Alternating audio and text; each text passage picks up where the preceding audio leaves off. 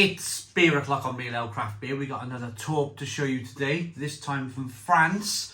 This is by Gallia Brewery, and this is their West IPA, coming in at 6% ABV. There's a look at the 2 litre Torp. Of course, it fits to the Krups, the subcompact. We've got a green light going on, so we're all set to fit this keg. So I'm going to quickly show you how to do it. While I open it, this brewery started in 1890,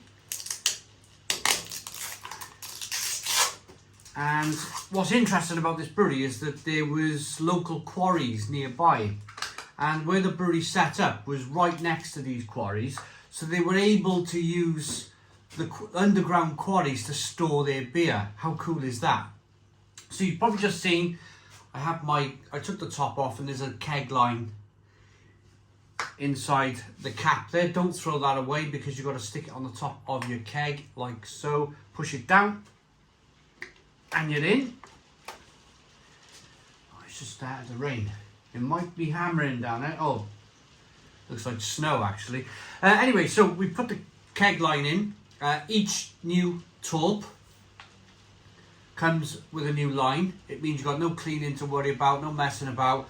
Just put the line in, fit the Torp like so. So open your door on your machine.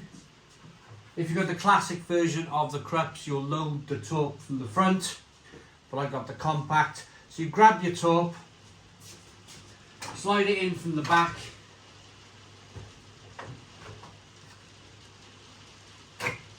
take your tap off,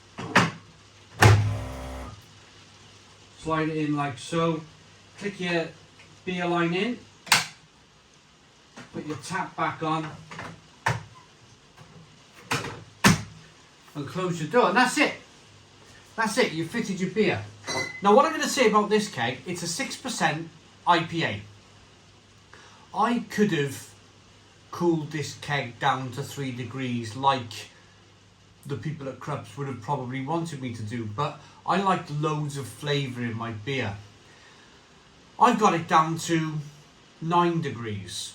So it's cold enough to enjoy, but you're not affecting any of that wonderful kind of IPA flavour in the beer.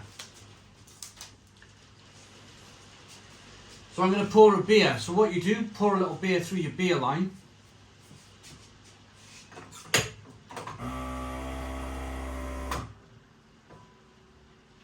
Like so. Wet your glass. So what you're doing, you've pulled some beer through the line, so you're not, there's only a small distance that the beer has to travel now from the end of the line into your beer glass. It's not shooting down a line into a glass and then you're left with a full frothy glass of beer. It took me a while to work it out, that one, but we done it in the end. So we've got a wet beer glass. Now you can get on with pouring the beer.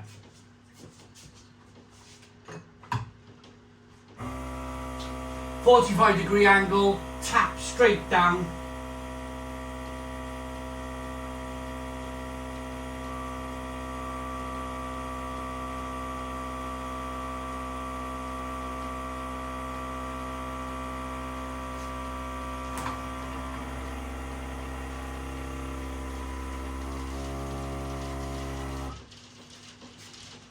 And there you go, a glass of IPA.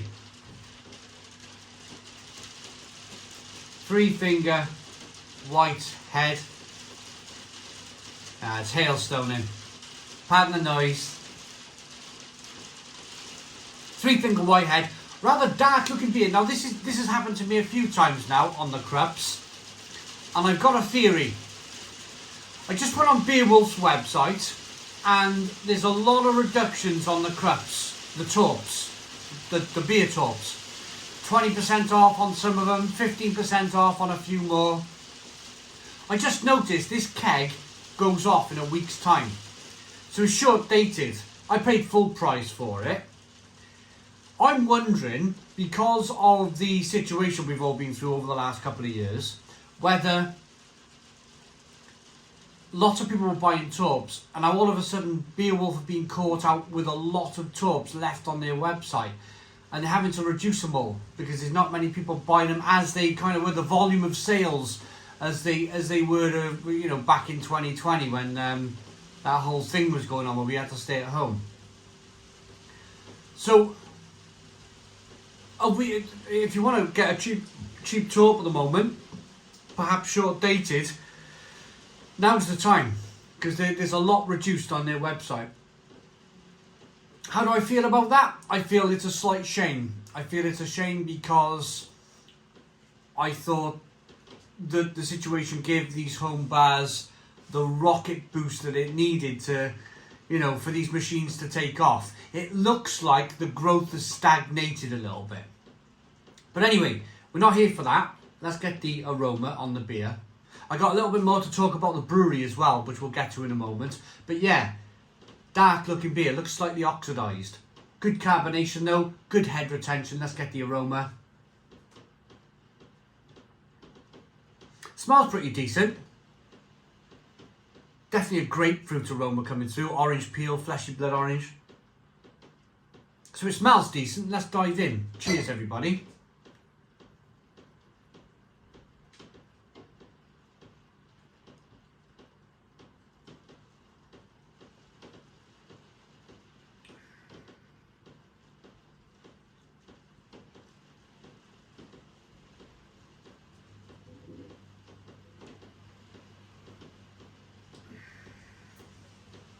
It tastes good. It tastes really good actually. It's got a really nice body to it. A bit of biscuit malt coming through. A little bit of sweetness coming through to balance off that kind of hoppiness. But then it goes over to being hoppy. And there's passion fruit, mango, fleshy blood orange, grapefruit flavours coming through. A nice bitterness on the back end to a nice balance to the beer. It's pretty decent. I'm glad I put it on actually. I'm glad I picked it up.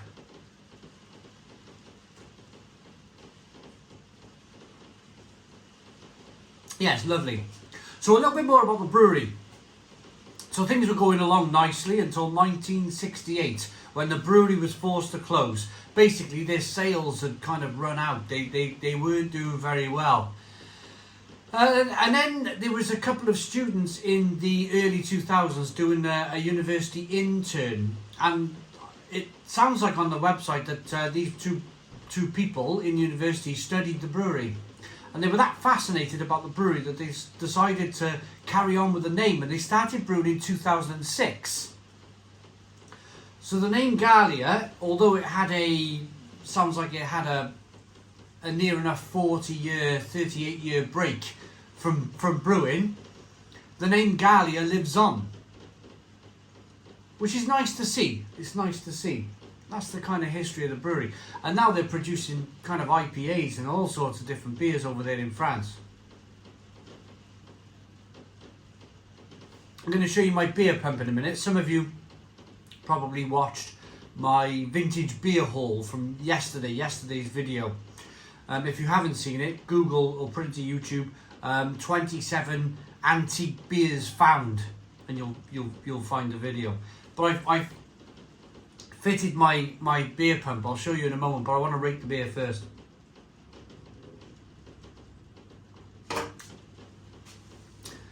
I like it. I like it. It's always nice to have an array of machines with different beers on. I've got a lager here. I've got an IPA here. It would be lovely to have a stout on here. I've got some homebrew on the pointer that I'm enjoying. It's nice to have a selection of beers. It's not I'm not going to say it's the greatest IPA I've ever tasted. I think that might be down to the short datedness of the keg.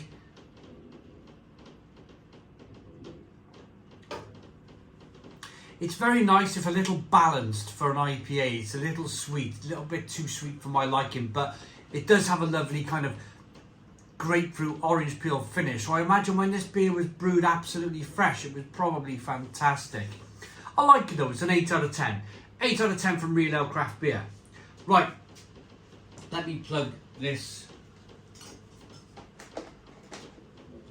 I plugged it in, I'm not sure if you're going to be able to see it. So thanks for watching the Krups video. I'm just going to quickly show you.